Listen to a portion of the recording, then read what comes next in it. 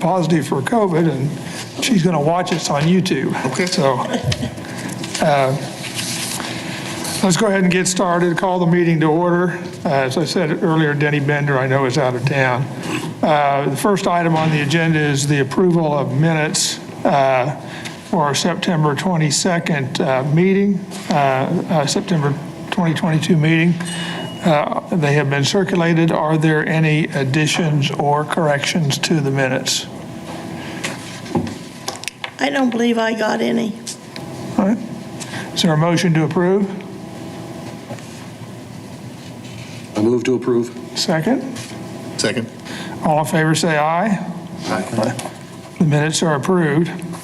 I'm remiss that our newest member, Janet Johnson, is here. Welcome to Janet.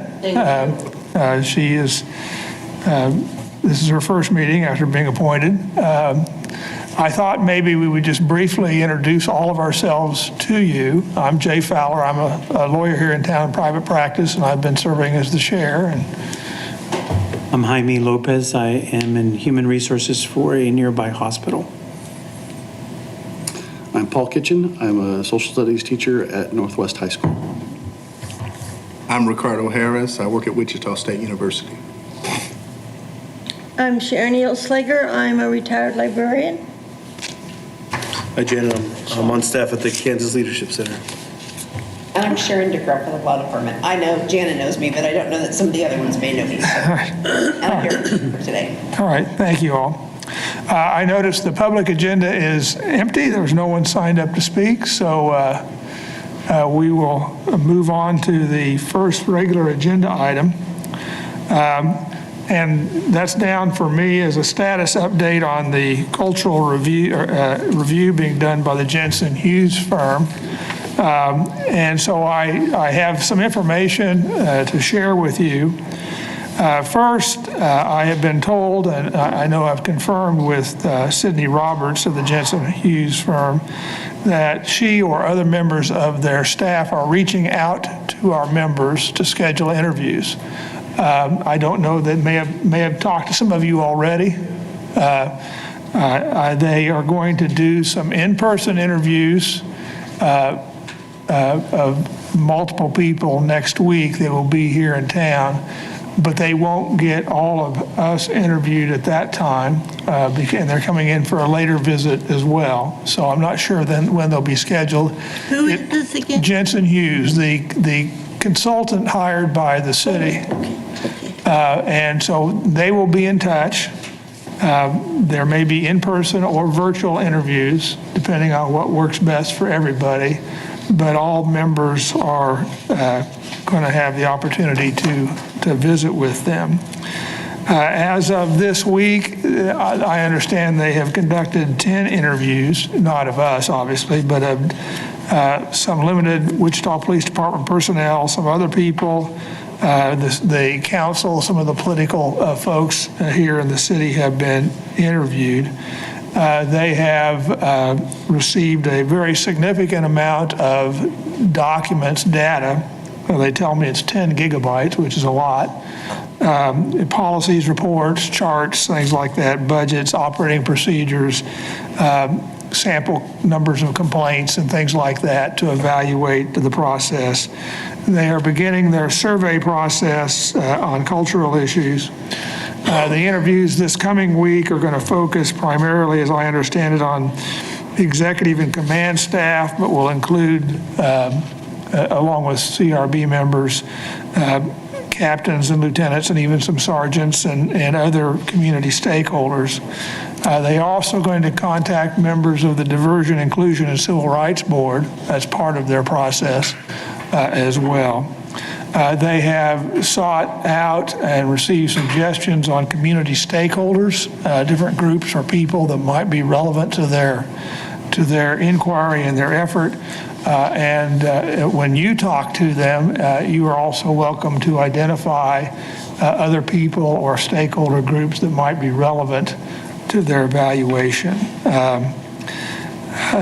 They're going to address, as you've all been aware, organizational structure and environment of the Wichita Police Department. One of the items that's First on their list is the promotion process, professional standards, internal affairs process, engagement with the community at the various patrol bureaus.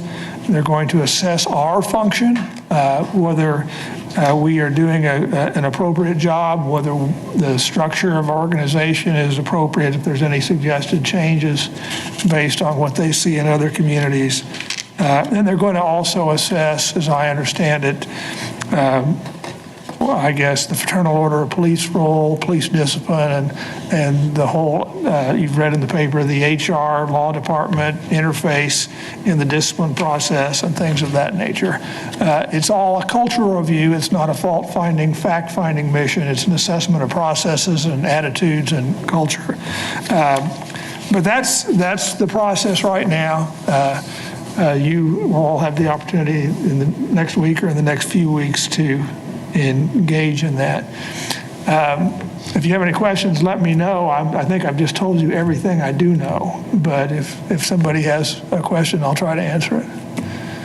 I got this information from two sources. I was appointed by the city manager to what they call an oversight committee, and so a couple weeks ago I sat in on a Zoom conference with the mayor and a council member and Dante Martin and some others to talk about where they were, and that's where I got the information I provided to you. Okay. Any other questions or comments on that? The next item on the agenda is a discussion of a protocol for handling citizen requests for review of the PSB cases, and I have Paul's name down on this because he wrote me and asked me about it. And so I'll let Paul take the lead, other than to say, we are starting to get more and more inquiries from citizens to our CRB email address. And we need to figure out how to best handle those inquiries so that we have a process. And so I thought we'd just throw it open for discussion, and Paul, if you have any thoughts specifically, and then we can talk about it. So my original thinking when I sent the question to you was, I think we've all filled out websites with, that send information or to ask questions and then don't get a response back, and we don't know if it was received or anything like that. And so I thought that we needed to have some kind of a process in place that is going to happen every time that we receive, because it goes to all of us, and rather than all of us responding, I thought, within a day or two, we should have, if we each take a turn once a month, or if, I don't remember if we had a secretary that was elected or something like that, someone that is going to respond with, thank you for this information. So, that we will put this on the agenda, we'll discuss this as a board, something like that, so that they know that we received it, but also what kind of follow-up to expect from us. And then, in addition to that initial response, we actually should follow up with them, just like if they don't show up to the meeting, and we've discussed it and so on, we don't know if they've watched it on YouTube or not, we need to make sure that we reach back out and say, this is when we've discussed it, this is what, you can find a link here, or this is what we did, something. Yeah, unfortunately, they can't watch it on YouTube because we're discussing a complaint. It has to be. That's true. That's true. You're right. Yeah. Here's what we've been doing, kind of as haphazard. I have generally, and I will admit not always, but generally tried to acknowledge the receipt of a request. We need to have, it comes in at weird hours, and I'm not sure, for some reason, I'm not sure everybody gets them all the time. I don't know, there's some ambiguity in what's happening on that, but, and so I'm not 100% sure that we've acknowledged all of them. I have right now, I went back and tried to figure out, I have identified 4 very specific citizen requests, not counting one today that we're going to review, which was a citizen request, that are pending. 2 of those, I have made specific contact with and advised them that we would be making a review. One of which I know I would suggest we review next month, and there may be another one. But there's 2 others that we need to make an assessment about. And then there's also a category that some of you have seen, I think, of requests that probably aren't reviewable. And so we need to figure out how to do that as well. I think Paul's right, we need to identify a person, and it could be an assigned member from us, or maybe staff person, that's just to acknowledge. Then we have to determine whether the complaint is reviewable. And what I've done informally as part of this is I'll check with Captain Easter or somebody if I don't have it. Do you have a PSB number? Is it closed? So is it reviewable or not? And then we need to think about whether or not the case should be reviewed. My general thought process is that we would try to review. If a citizen wants the complaint reviewed, we try to review it. I mean, that's kind of the thought. But at some point, it may be, given our limited resources, we can't review everyone, and so we'll have to kind of sort through that. And then, as you identified, we need a notification process, because we're supposed to invite them to attend before the review's made. And then, of course, we have the last thing I mentioned earlier was the criteria for review. And to give you an example, I think maybe you've all seen it. We've gotten a couple of long emails from people complaining about the status of the court cases they have or decisions made in court, and that's just not our deal. Right, and so I think that we need to have, we don't want an automated response, we want an individualized response. So in those kind of cases that we may not know exactly who they need to talk to, but we need to tell them why it's not us. Right. I think that I don't want to give any citizen a reason to complain about communicating with us. I want them to feel positive so that more and more citizens will reach out to us. And maybe we just have a criteria that, obviously from the standpoint of we review PSB cases that have been closed. So that's the initial criteria. We don't review, for example, litigation. So, that's pretty easy criteria to draw. Do we want to designate an individual? We don't have a secretary right now. We're supposed to, or their bylaws or the rules call for us to have a secretary. But Stephanie was our member who resigned, who was the last secretary. We just never replaced that person. Do we want to assign that role to elect a new secretary and assign that to that person, or do we want to just do it a rotating assignment? Any thoughts on that?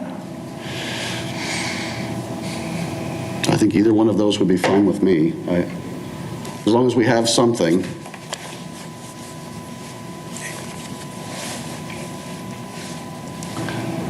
Rotating assignment seems fair. All right.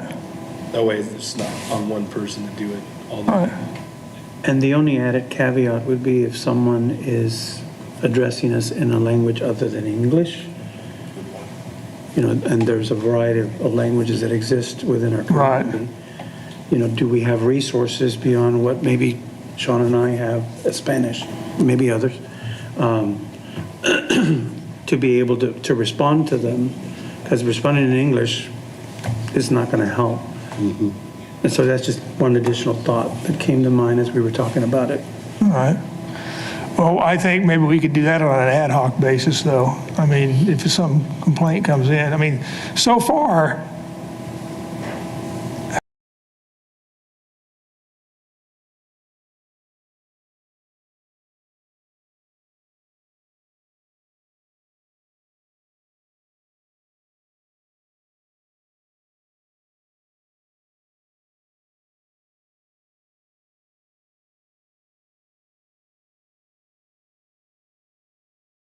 call us. So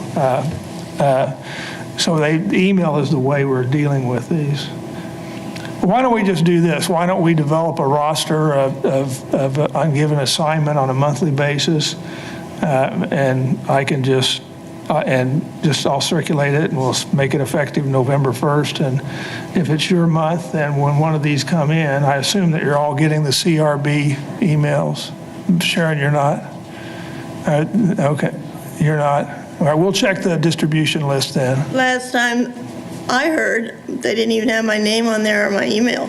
My personal email, I mean, they didn't have anything. I don't know if they've changed that or not. Well, that's on the website, I know that, but there's also a group email that when they send an email, when someone sends an email to crb@wichita.gov or something like that, I don't think I have. then it's supposed to kick out automatically to us.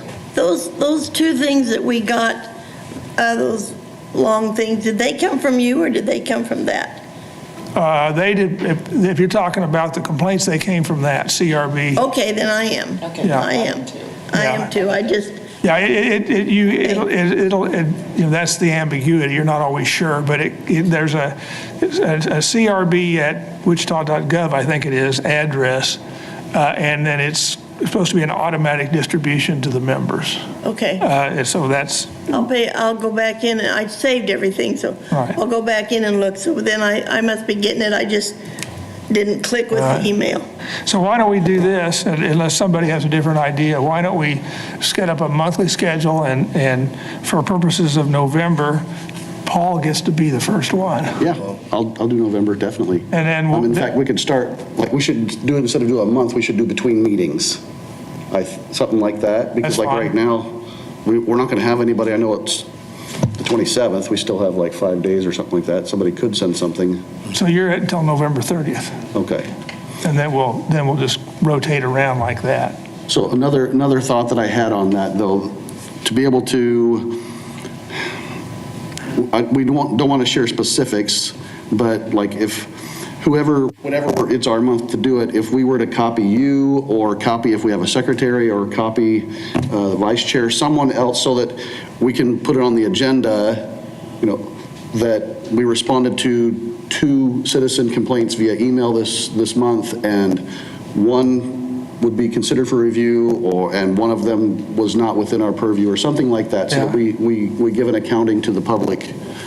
Now, what I have done is said, on those that I have acknowledged, I've said that, we will consider it for review and we will let you know, because we don't always know when we're going to schedule. Right.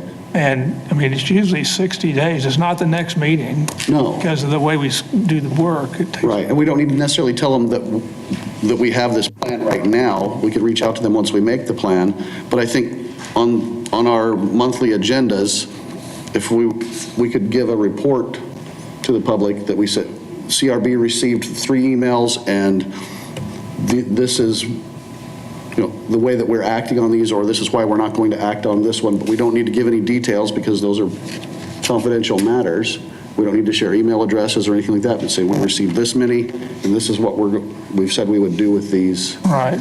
Well, then, because by doing that, within our minutes, we can refer back to it later, and if there is actions, it'll show up on our list here, a record of recommendation. And what I suggest we do then is when you do respond, if the person making the complaint has identified the PSB case number, then, make sure that we document what the number is. If they have not, ask them to provide you with the PSB case number because it helps track. And then I suggest that you can copy me, that's fine, but also copy Captain Easter so that we can verify, is this a closed complaint or not? I mean, that needs to be done as part of the process. I just want to make sure that we're speaking the same language, that we're saying something similar. Right. Goes from one month to the next, so that we're all on the same page. Yeah, I think that's right, and I think basically it's an acknowledgement. We will consider your request. We'll get back to you, and if they haven't given us enough information, like the case number, asking about that so that you have it. I mean, if we have a name, we can track down the case number, I'm assuming, but it would be nice just to have the number, because I think we still need to honor the confidentiality of the process. And so I would like to refer to these cases, unless the citizen who's making the request wants to be public, refer to them by case number. Yes. So that we don't talk about their name unless they want their name talked about. So, Well, and if we don't have a case number, the emails, a couple of these emails that we've received, we could say that we've received these 2 emails. We don't need to say anything else other than we've received 2 emails that are not within our purview. We've responded and explained. right, okay. There might be something that we can add to the website about the types of cases that we don't, That way, because right now it's pretty general, and my guess is that's why we get some of those. We might say what cases we can't help. Right. And we say the word case, and then we end up with court cases. Not maybe, but we'll say what we can't do, what our Right. limitations are. That might be helpful to the Yeah. citizens, because right now it's ESP. it's not as clear. Anything else on that? I think we have a plan. Yeah, I feel really good about that. All right. Thank you. Next item on the agenda is staff report. Captain Easter?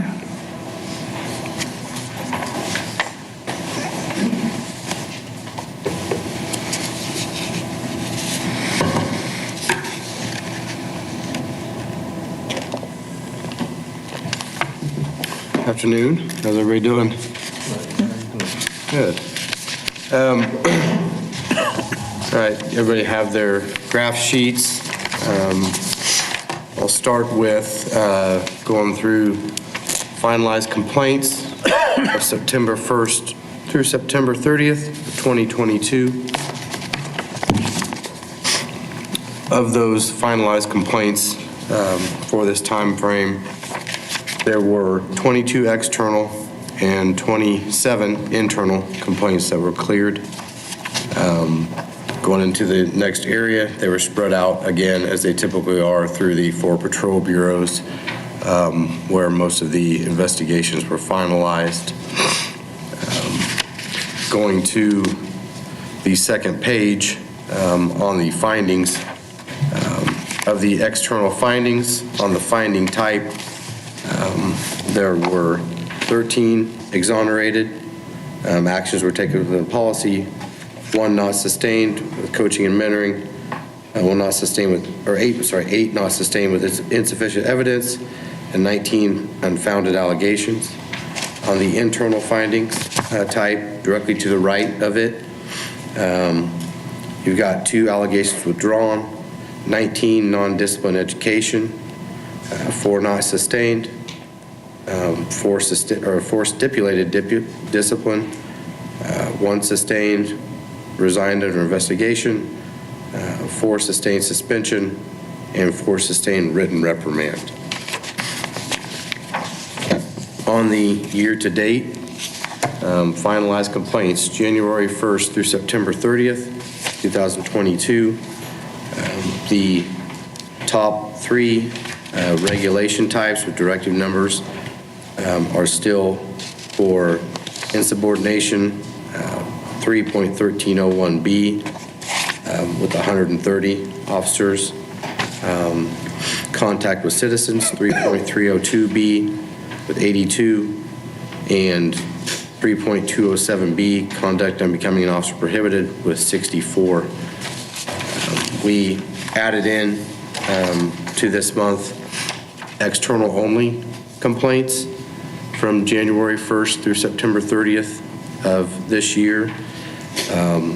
Mr. Kitchen talked last meeting about seeing if the externals tended to match the total complaints, and whether there is something we could identify or something we saw that could be policy changes that needed to be made or looked at, or maybe information to put out to the public, something that could go on. And when you look at the complaint regulation types, because they're our highest number overall, they kind of coincide with our highest number externally as well, which makes sense. And you have 91 of officers for the insubordination 3.1301B. And just to remind you kind of how they get categorized and what they are, 3.1301B basically says members of the department shall comply with all Wichita Policy Department policies, regulations, special orders, their respective bureau standard operating procedures, and with the directives of the City of Wichita Human Resources Policies Manual. That is going to encompass a lot because that is a kind of a catch-all type policy violation. I wanted to ask you about that because, so is this the old failure to comply with policy? Because I notice now you're referring to a lot of things as insubordination on the finalized complaint sheet. And that, we didn't used to call it that. Is that what the? So each set of regulations falls underneath a heading. And the reason it says insubordination is there would be a heading such as conduct unbecoming an officer has multiple regulations under it. 3.1301B just happens to be that policy that falls under that insubordination heading with multiple policies. Kind of like well, we'll get to that, contact with citizens with 77, 3.20B, 202B is the second highest external complaint. And that talks about each member of the department shall be courteous and considerate in treating all persons with dignity and respect. So that one falls where the rude conduct and those type of complaints come in. The third one, which is 3.916B, which is general duties. It's the same thing where when assigned to do so, members of the department shall conduct proper, thorough, and complete investigations following all appropriate guidelines found within policies and regulations manual. So on that one, the reason it's 3.1301B says insubordination is when you have that, maybe it was it last month, I think we sent out that kind of general directives guideline. It's because it falls under there. All right, yeah, I think I figured that out, but historically, we have not, in the reports, identified certain kinds of conduct as insubordination, but apparently you're now calling it that because it falls within that general category? Right. When this report is run, because of how they've now updated the categories and then with the regulations underneath it, it will pull the headings of them and put them there sometimes. And that's why that sits like that. All right. So that Mr. Kitcher, that answers your question. That is the externals and the numbers, and they pretty much coincide with the totals there. Does anybody have any questions on any of the stats for the month or for the year to date? You got your finalized complaint summaries, September 1st through September 30th, as well as the finalized complaints sheet that is color-coded. If there's any investigations that anybody identifies now, they want you to put on future agendas or they want to be reviewed, let me know and I can note those while we're talking about it. As you talked about in your last conversation about ones that are pending or ones that we're going to set, we still have 4 from prior meetings that you have identified as a board to set on agendas, plus then whatever we get that comes in from citizens to the, as a request to the CRB website. I would like to add for next, unless there's an objection, for next meeting November 30th, 22 PSB 4128, which is one of the citizen complaints that we received, and 22 PSB 4699, which is also one of the citizen complaints we have received. And I told the complainant in the 4128 that we would try to do his next month, and I think we ought to tell the other one if we can, and then maybe if we have time, fill in one more from that past list. And I'm sorry, Jay, would you mind repeating those two so I get them written down correct? They're both 22 PSBs. One's 4128, and the other is 4699. Got it. And Paul, I'll go ahead and tell, and confirm to both of those that theirs will be set next month. The other two citizen complaints that I know are pending that we have not responded to for sure are 21 PSB 6242 and 22 PSB 3928. And the board members have their complaints or their narratives, so perhaps between now and the next meeting, you should look at it and decide whether you want those cases reviewed or not. But those are the two other specific ones that I had from my file review of what was hanging out there.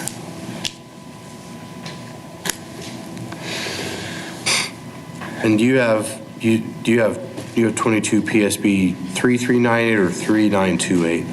3928, 22 PSB 3928. I will check that and make sure that that matches what we talked about. Hang on to make sure it's right.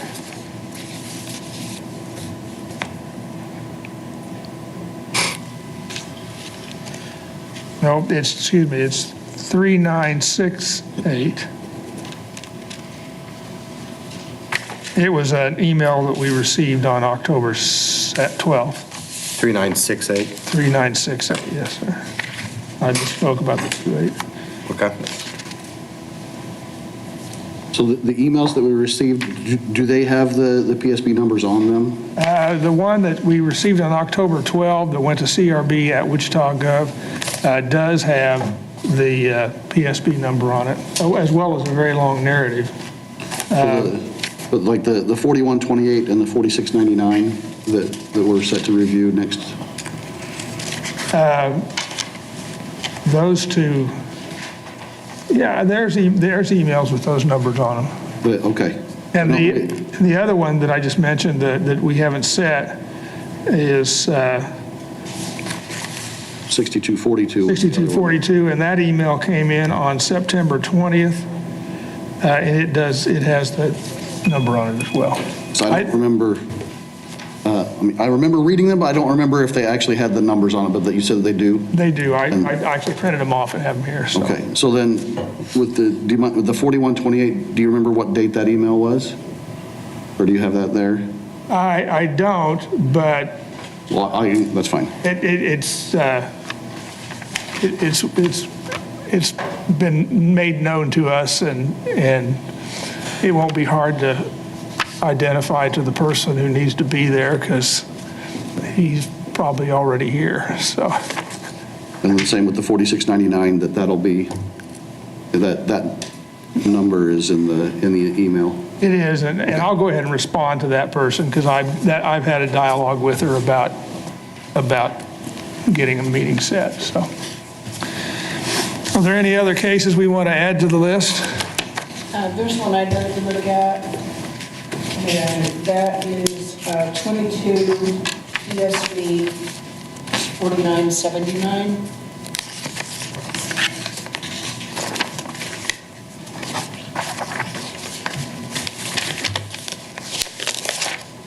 The officer safety one?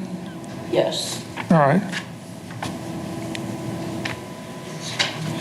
I think we're seeing a number of things in the media and then just by word of mouth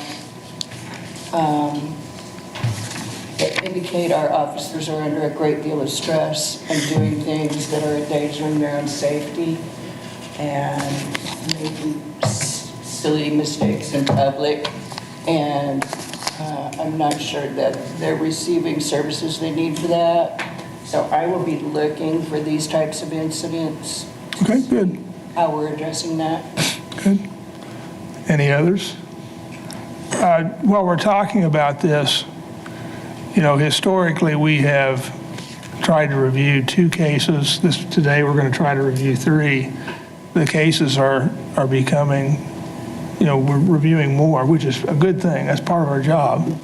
But given the limited number of time, we need to decide how much time we can devote to that function and other functions as well. So if you have thoughts about that process, you might be thinking about it. We talked about that, I don't remember which month it was, but some ideas I remember we talked about was that we may not be able to only meet once a month. If there's a lot to be taken care of, we need to consider that. Because there was a time that, when we were in our review of the texting cases, something else that we thought about was that, or I guess I don't know if we thought about it, but we talked about it, that in smaller groups reviewing cases and then bringing them back to the meeting here, so that we could do multiple cases at the same time. It's just not all of us would get to review every case. Subcommittee. Yeah. Yeah, and that's a possibility. The question we'd have to ask is staff resources, because they have to prepare the information and get together. And that's absolutely I'm becoming more and more enamored of trying to approach something like that, because I can see us getting bottled up. Right, and I don't want that. I want to stay on top of everything that we can, so that as things occur, we don't say, oh, well, we're going to push these other things back, or we have to push this one back. Yeah, I agree with you. I don't want to skip over anything. I want us to do our due diligence and make sure that we are serving the public the right way, and then we're reviewing it. I'm just saying, oh, we'll just push it down the road for another month. I don't want to continue to do that. So, Captain, how long is it, obviously every case is different, but how much staff time does it take you to prepare a case, or to get, identify the video if we have video, and figure out what needs to be in the summary, things like that? The summaries are not really the difficult part. The difficult part is reviewing the video, or I should say the time-consuming part is reviewing the videos, figuring out what's pertinent to the summary versus the investigation, and providing it to you. If you have some of these that have multiple officers you could be reviewing 16, 17 videos on a case, but then some you could review one. It's very hard. Some take an hour, some can take 5-6 hours, depending, right? Where it comes in, the hardest part is, if we were going to do something like that and look into it, it would be me getting with our chief and the people to find the staffing to be able to do that, because it wouldn't just be getting the material ready. Somebody would have to be there to provide video and be at those meetings as well. Personally, I can tell you, with being in charge of a bureau in the city, it would be difficult for me to attend multiple meetings providing video in different settings. Now, if we could work it to where we have the staffing to have multiple people that can do that, that's something we can look at. But it's some are simple and some are, and you got those of you that have been here for quite a while see that. Yeah, can we maybe ask that you go back and confer with the interim chief or the new chief, or apparently they're both here today, but Right. And figure out if there is a suggestion from the department on how we can staff a subcommittee kind of situation where we might have a selected group of cases reviewed by a smaller group, with the understanding that that smaller group would then make a recommendation to the bigger group for the whole case, if the bigger group needs to review it. And so that might allow us to double the number of cases we review if necessary. And I guess part of, and it doesn't know that it needs to be decided by you now, but part of what we'd want to even think on the beginning is, are you talking 4 subcommittees in 1 month, 2, 6 cases, 10, I mean, something along those lines to have a time frame or a framework to look at. And I don't know what your thoughts really are. I understand you're wanting to cover as much as you can. I just don't know what your thoughts are. This month, we've identified 5 cases, and if we're able to do 2 or 3 a month, we've got 2 months worth of stuff right here. Right. And we have another meeting before, and so it's. See, I think maybe right now we would have it may just be 1 or 2 additional sessions with a subgroup, because we're going to see how it works. And the purpose of this review is to decide, I think, whether it needs to be further reviewed. And we don't have a structure for this in our group right now, but if we're going to formally review a case, we're now, under the ordinance, supposed to tell the complaining person that we're doing the review. I would envision that this initial review process wouldn't require that because we're just screening, if that's what you guys are thinking about. Right, and that's the way we should word it also, I think. It would be a screening Confuse process. people, yes. Because I'm not sure we always get it done, but if we are reviewing a case, as in our entire group, we're supposed to let people know that we're doing that, which is another protocol process that we need to make sure we get worked out. So a screening subcommittee. Right, it'd be a screening subcommittee. Yeah, if we had 2 separate committees that should take care of the stuff that we have. Well, what I would envision is we would have a subcommittee of 3 people. We can't be a quorum. It has to be, Right. it has to be Exactly. less than a quorum. A subcommittee of 3 people, I suppose it could be 4, but of 3 people. And maybe we'd have one subcommittee 1 month and a different 3 the next month. And they would have just maybe 1 meeting where they would review some of these cases. Some of these cases we might pull, for example, a citizen requested review case, maybe we don't run it through the screening process. The citizen has already requested it. Right. And so, maybe we'd say we just treat that as a group as a whole. And then the subcommittee would just evaluate some of these other cases and say, is this something we want the whole group to look at?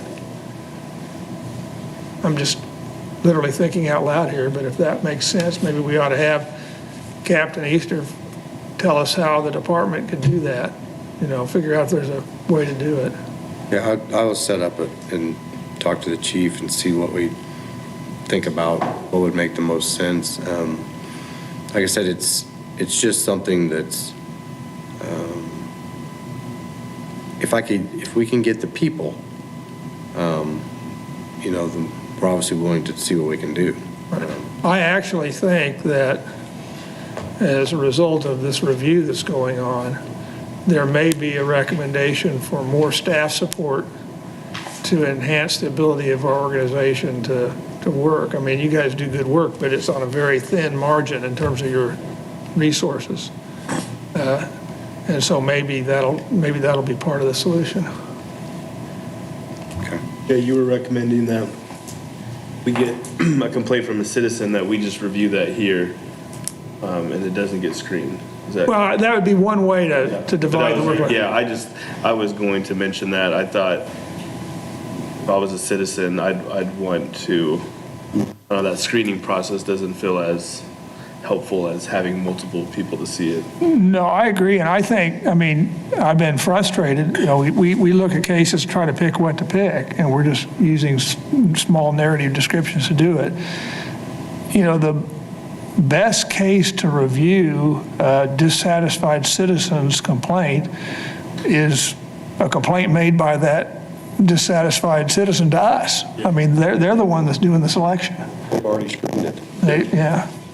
So anyway, Yeah, some of the cases we pick, we watch and we think like, yeah, there's nothing there, so that makes sense for those to be screened. I like that. I'll get you an answer. all right. Anything else? All right. Walt's here. Walt never shows up without an opportunity to talk, so. Well, thank you. Take a few minutes if you don't mind. We have 3 cases to review, but I know Walt wants to talk about the racial profiling data. And all of you, I think, know, I believe you know, that Captain Easter has contacted the analysts and they're gathering data and they're preparing to come at a November 30th meeting to provide a report and also have a person available to interact with us on the discussion. Walt has a request for some specific reports. And so if you want to take a few minutes, you got till 5 o'clock. So. Fine. Yeah. I think we can get this done. It's really good to see you folks. Haven't seen you for a while, Janet. And the newbie down here at the end, what's your name, sir? We met before a while. Kevin Harrison, how you doing? Good to see you again. No doubt. Yeah. So we've got a forest and a tree situation. What you're seeing here on your reports that you get every month are the trees. These are individual stops, individual complaints, some external, some internal. You don't have much information here, but it takes a lot of time to pull this together for the department.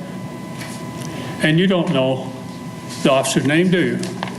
You don't know the plaintiff's name? You don't know much of the narrative of the experience? It all starts with a stop. The forest for the trees. Now, one of the reasons that you folks exist is to try to understand what is the overall situation in our police department? How are we interacting with our citizens? And so in February of 2021, this board voted unanimously to ask for quarterly reports of the citations issued by the police department. It still hadn't been done. And so when I talked to the folks in the data analyst section several weeks ago, they told me, guys, we didn't know this, didn't know that there was a request. This is news to us. So I've had an opportunity to visit with Brian a little bit. Brian Saffris is the gentleman's name, a very congenial man. I have a lot of respect for him. And he sent me an email and said, well, here's the things that the Citizen Review Board has requested. I said, what? I'm just curious. What do you mean? I've talked to several members of this board. There's been no request for any of the items that they are supposedly putting together for you. So you're the customer. When you design a building, you generally show it is to your customer, the person that is asking for the information. What is this building going to look like? Does it meet my needs? Do I want my kitchen here or there? Do I have a bath here or there? Those kinds of things you put together in a sketch, and then you decide, yes, let's start drawing this thing up and go out and put some hammers and nail together and build the building. You don't build the building first and then go back to the customer and say, okay, what is it you wanted? So what I'm asking is that this board have 2 or 3 people meet with Brian and myself, and let's go back over the basic report headings and make sure that we're asking the right questions. You need to be able to see the forest. What is it in terms of moving versus non-moving violations? That's the first one. Moving versus non-moving. When we analyzed for 2016, 17, and 18, we found that 50%, 50%, the citations lists given to black people were for non-moving events, non-moving violations, 50%. And Jaime, we've talked about this before, but we don't have any breakdown of Hispanics. They're all lumped in with Caucasian. That can easily be corrected by putting a checkbox on the ticket. So when an officer writes out a citation, there's some designation. What is the race and ethnicity of this person?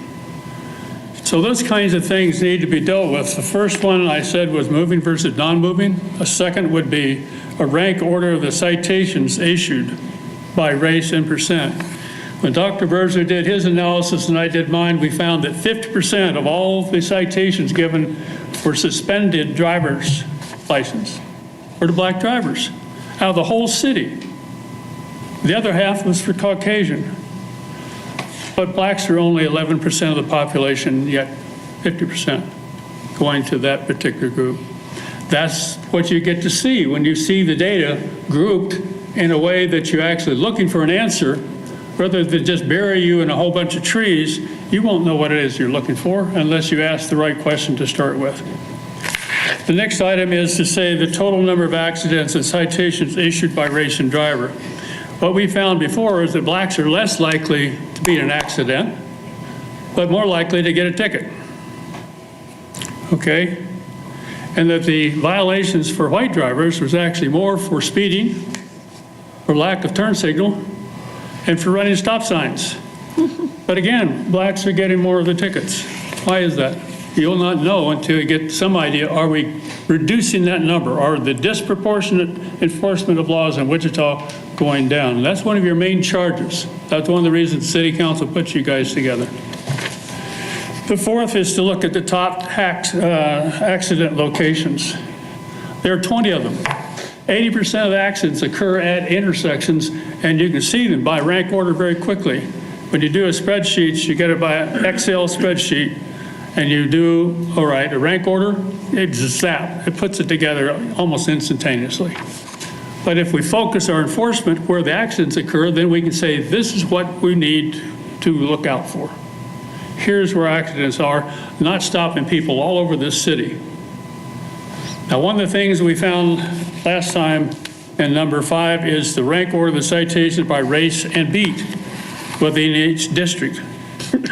Now, within each bureau, so Captain, you would have yours in North Bureau, and the East Bureau would have theirs and so forth, so each of you as commanders would be able to see where is the distribution of citations within my bureau.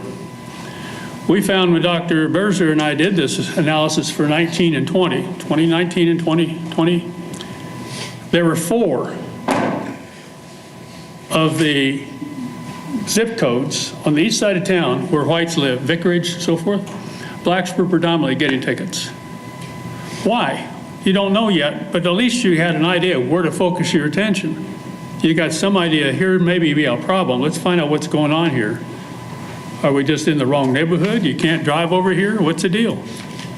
Don't know yet, but at least you got some idea what the problem might be. And then finally, we look at the number of defendants receiving multiple citations for the same offense. Some of these folks are out here driving, and what we've had before is the data would come to us stripped of the defendants, stripped of the speed limit that was over. They would say speeding, but wouldn't say how much over. So we want to make sure that you get all the information, not have it filtered, not have it given up in some little tiny bits that you can't decipher, which, as I understand, is what's being put together now. It's kind of like a big database, and you're supposed to go in and do queries. I suggest before anything else gets done on this, that we meet next week and be able to sit down with Brian and his staff, Captain Easter, whoever needs to be there, but let's make sure we do it right the first time. Please, let's not just punt and go down the road and say, sorry, we can't do it over again. It takes too much more time. Well, did they mention, I mean, I was told for months and months and months that we couldn't get reports on Anish. And we've seen in the paper that there were 6,000 traffic accidents behind in getting stuff entered. So can we get accurate data? Travis, Ken, Dan? It's on every citation, ma'am. There's a column that says N or Y, yes or no, for accidents. But are those citations being fed into the system where we can get accurate data? They're good from the citation data, yes, it should be. We should be able to? Okay. Yeah, and it goes to municipal court, the judge receives it and is able to look at it and say, all right, you're guilty or not guilty, or what is your excuse, what do you, the judge gets the data, the police officers turn it in, it's in a database, you just need to be able to see it. in a format that doesn't just bog you down with all kinds of information that clouds the forest for the trees. Can we have kind of a discussion here briefly before 5 and be able to say, look, how about if we do this and get it done right? Travis, what is I know that Brian got a copy of Walt's email. He's actually apparently a couple emails. Do you know what kind of reports he's going to be generating for us? So these original headings, there were two separate conversations that started, right? So one was a request from the CRB to me, from Twyla, about bringing it to my attention about the quarterly. So that's when I went to the analyst and said, here's the old report that came from Dr. Berzer in February of 2021 minutes. This is the report that was put in there. These are the headings that were within that report. So I said, start with what we put in our last report, what was reported to CRP, and look at these headings. I think that Mr. Chappell then was having a conversation with Saffras that he thought was all one and the same, and in essence they are. But he didn't realize that what I had asked him and what Mr. Chappell were asking were kind of one and the same. So I think that's where you got your headings from, is that correct? That I got the headings from Brian, and they're nothing compared to what it is that I think this committee can use and will be able to use effectively. 4 of the headings overlap. They're all should be on 1 page instead of 4 pages, for example. the original headings. Right, right, it's the update of Dr. Berzer's, the way he presented the data. Correct. And then the data that they're putting together, and I haven't seen the data itself, but was going to be in a format similar to the headings with that same type of data. The reason I ask that is it's been a long time now since I've looked at the Berzer report and the data, but I think a lot of what Walt's asking for is in that. And so the question I have is, I'm not sure Walt and Brian Saffras and everybody is that far apart. That's my question. My belief is that the data will be there in an organized way with an analyst to explain what it means or what we see. Explain the numbers to you. That's what I do. If Mr. Chow was talking about a data dump, you're not going to receive a data dump that you have to cipher through and try to figure out what the information means. It's going to be put into a report format that's presented to you. Because he's identified just today and in this email, which I don't know that you got, but Brian Saffras got, number 1, moving versus non-moving by race and percent. Number 2, rank order of citations issued by race and percent. Number 3, total accidents and citations issued by race and driver. Number 4, top 20 accident locations. Number 5, rank order of citations by race and beat within each bureau. That may be something that's new. And number 6, the number of defendants receiving multiple citations for the same offense. I don't know if that's sortable or not. Is that data generally available? Is it within the scope of what he's already doing? I think they have to do quite a bit of work on that last. On the last one, I'm not sure that, I don't know that I don't know that the data works that way. But I can't say that. Sorry, Mr. Chairman, having done that work, I can say that's not hard at all. Each individual citation has an individual identifier, and those identifiers go with that particular defendant. Well, I guess I would say, because we do need to move on, I would say that, could you just check with Brian Saffras, and Brian has this email, and I'll give it to you, and just look at these items and see if we are close to on target, and then just send an email to everybody that says what you think the status is. Yes, sir.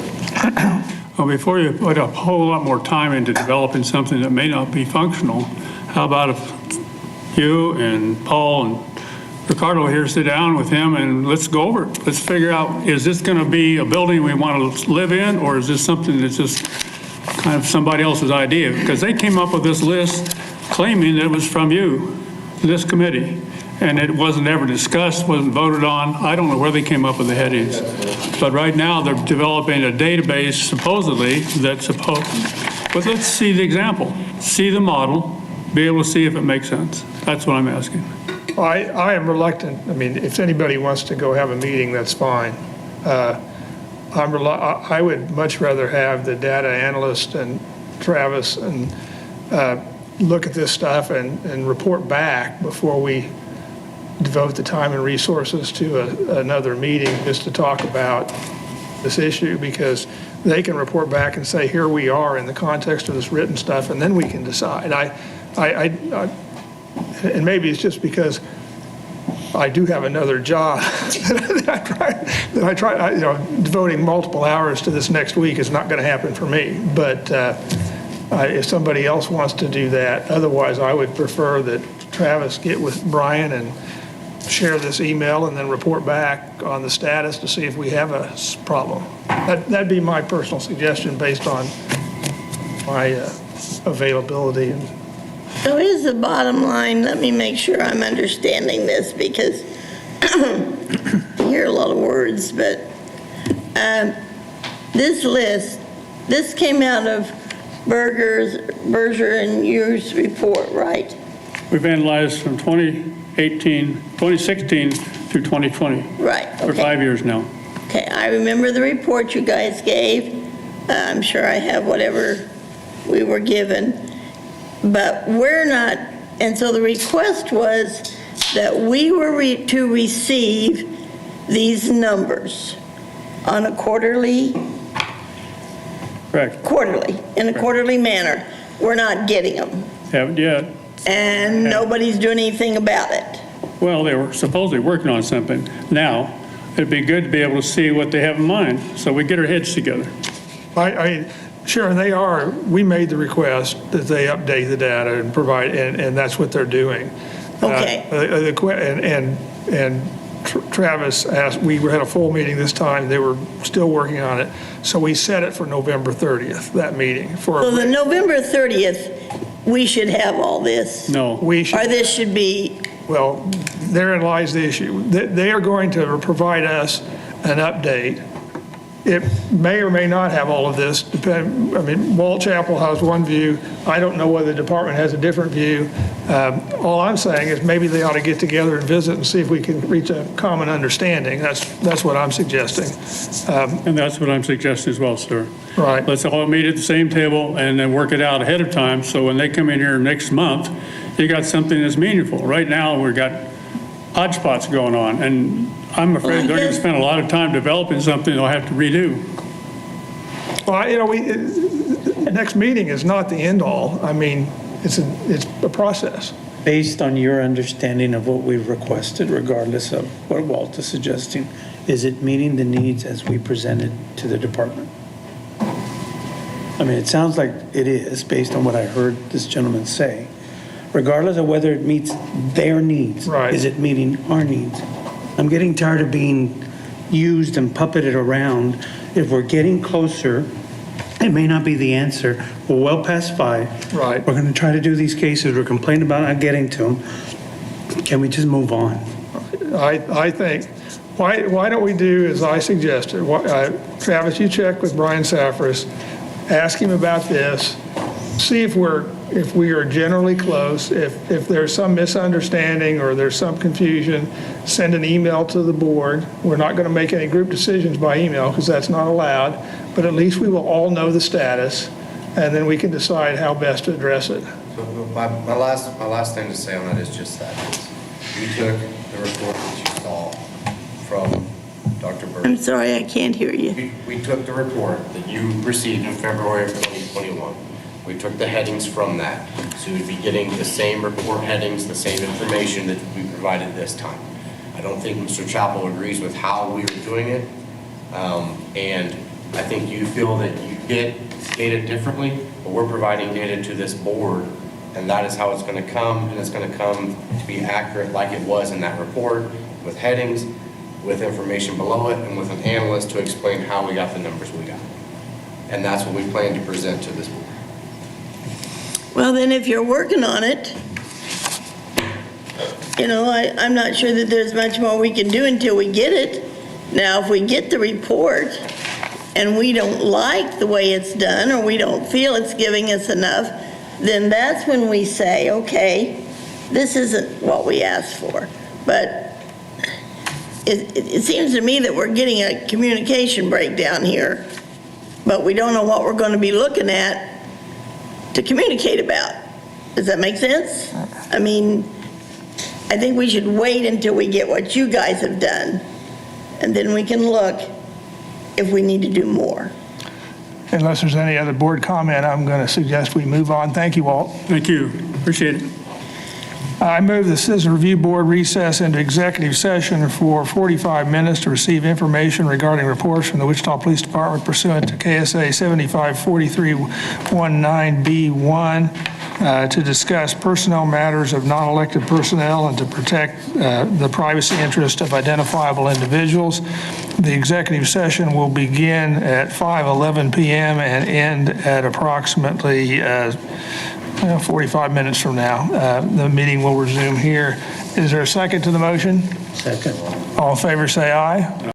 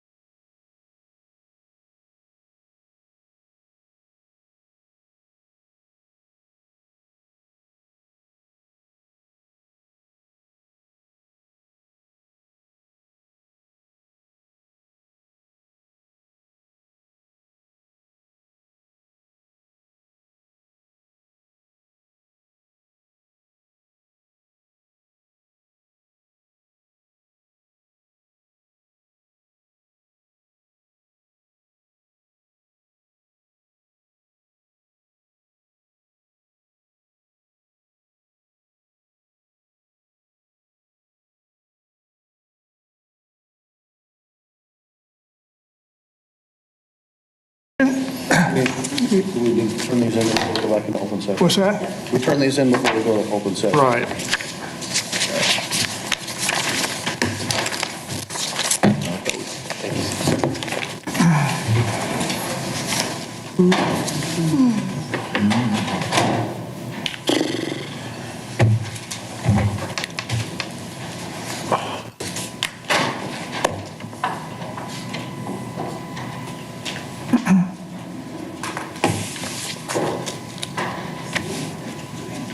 Anybody out there? Usually there's somebody out there hiding around the corner, but. All right. All right, we're back in open session now after having reviewed PSB cases, 22 PSB 2373 and 22 PSB 3395. The board makes no findings and takes no actions. With regard to 22 PSB 2369, the board, I'm identifying now for a motion, the board requests that the prior PSB cases on the officer identified as Officer A in the case review be made available for review by the CRB under its authority to review cases going back 5 years. Is there a motion in support of that proposition? So moved. Second? Second. All in favor, say aye. Aye. So that'll be the request that those cases be identified and produced in summary form for us to make a further review. Is there anything else the board would like to consider for today's meeting? I had a couple of questions, Jay. As I was reviewing the policies, I noticed it used to be that anytime there was a police update or a change to a policy, there was a signature line for the chief with a date. And I didn't notice that on the policies that are posted on the website. Can somebody tell me if that's still the same or if that's different or? The structures of the policies were changed. The format of what the policy looks like was changed when Chief Ramsey got here. So there's a revision date, and Travis can correct me if I'm wrong, there's a revision date up here, but there's not a signature date by the chief. I believe that's correct. Yeah. It is correct, and looked into is correct. I think that's how it is. Because there were changes made to the pursuit policy, and I don't know if they were just verbal or if they were on paper, but with no signature, it's very difficult to determine exactly what happened there. Well, there should be a date of each adoption. So, I mean, it should show the date that it was changed. There should be a lot of things. So, I don't know. I felt like it was a good policy to have the chief's signature and date at the bottom of the policy. Not sure why that needed to be changed. So that was a question I had. And then does the department still have the gunshot detection program? It's still in existence. It does still exist? As far as I know, yes. I'd like to review that policy. I see it's on this list for the policies to be reviewed in the next 6 months.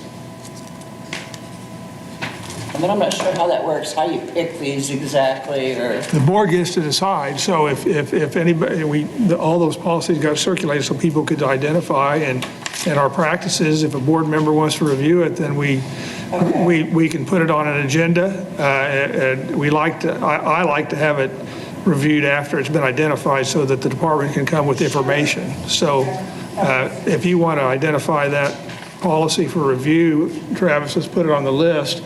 My guess is we won't be able to do it in our November meeting because we're probably going to be too full, but we can certainly do it. Okay. Thank you. Anything else? I'm not sure that this is the body by which, but I do need to share. I've received several phone calls, and I recognize that a decision has been made about the chief of police, but there's growing concern within some of the communities with regards to some of the information that has come out recently and the process that ignored some of that information. And I'm not sure that that's going to be helpful to the individual that has taken on this leadership role, but I do want to make sure that it is at least put out there because I've pretty much shared with them that I don't think there's going to be any changes with regards to how it was handled. But it's definitely not helping in regards to trying to rebuild some of the trusts within the communities that we represent. I applauded the fact that the gentleman was here and trying to be cordial. But at the same time, I can't deny that there is a growing sentiment within the police department and the citizens of the communities that I've spoken to with regards to the gentleman, the integrity, and the process by which it was handled. So I promised them that I would at least bring it forward.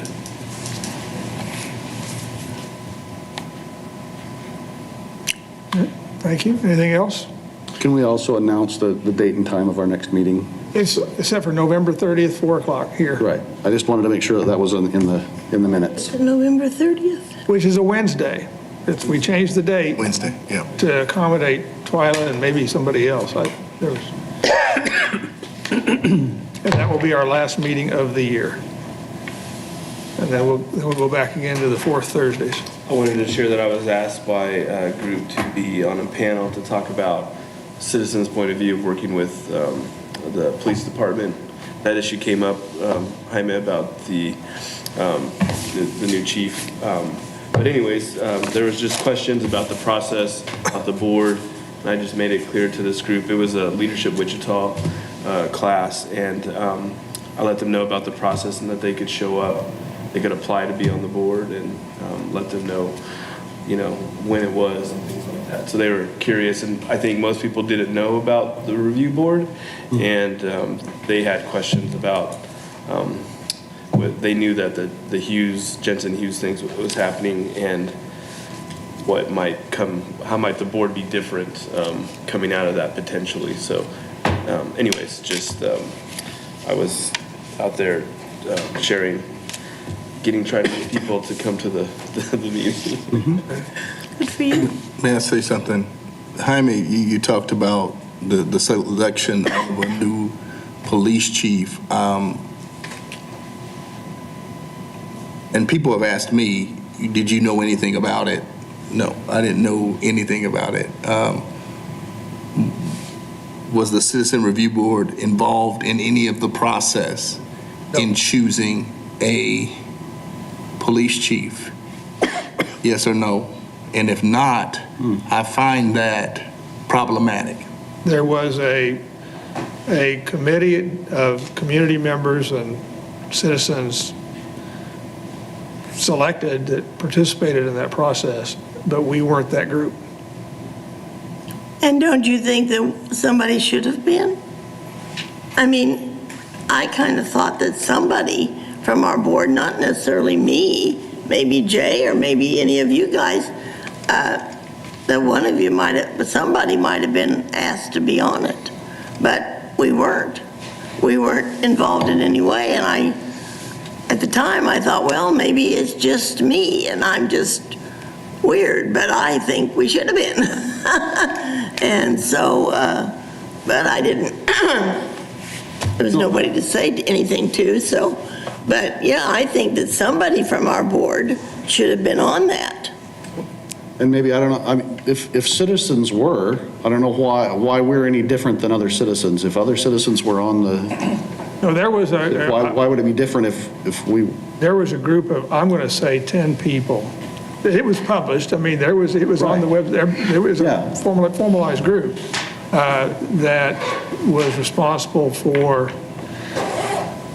participating in screening processes and doing some preliminary interviewing and making recommendations. Well, even ex officio, somebody from this board should have been invited. I don't know why. Yeah. Why, as opposed to other citizens? Well, because hopefully, because of what we do and that we work with the police department and that we will meet with the chief and, there's a chance, I guess, the chief could decide he doesn't like the board at all and work to get it done away with. But he doesn't. I mean, there's always that. I mean, things can happen, I mean, and I just felt like that somebody from our board should have been a part of that, if only as ex officio, invited to know what was going on. That was all. I just feel like that for what we do, we should have been included in some way. But again, maybe I'm just, I think it might have been helpful for us to inform that the community members, or maybe we missed an opportunity to give advice to the department around what things we might want to see out of an officer. So that might be something to reflect on.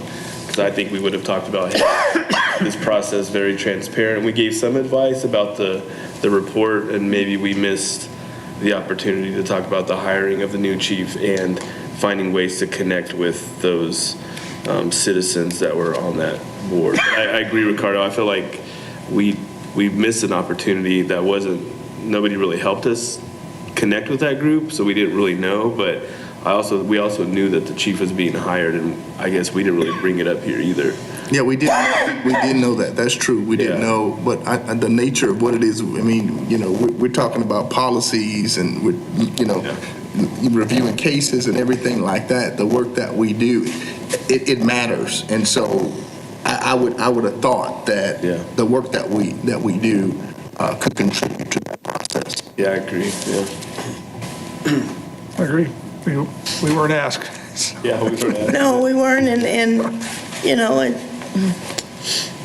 I wasn't sure who you contacted. I guess maybe the city manager and say, hey, you should ask us. I mean, to be fair, I don't know, city manager and maybe the mayor and some of the council members had input, I think. The group was a well-defined group. It was publicized. They encouraged community involvement and solicitation. I mean, it was all that part of the process was made known. Oh, yeah, it was, and I just think it would have been Okay. Is there a motion to adjourn? So moved. Second. second. All in favor, say aye. Aye. Thank you. Thank you. How you doing? Kevin. Nice to meet you, sir.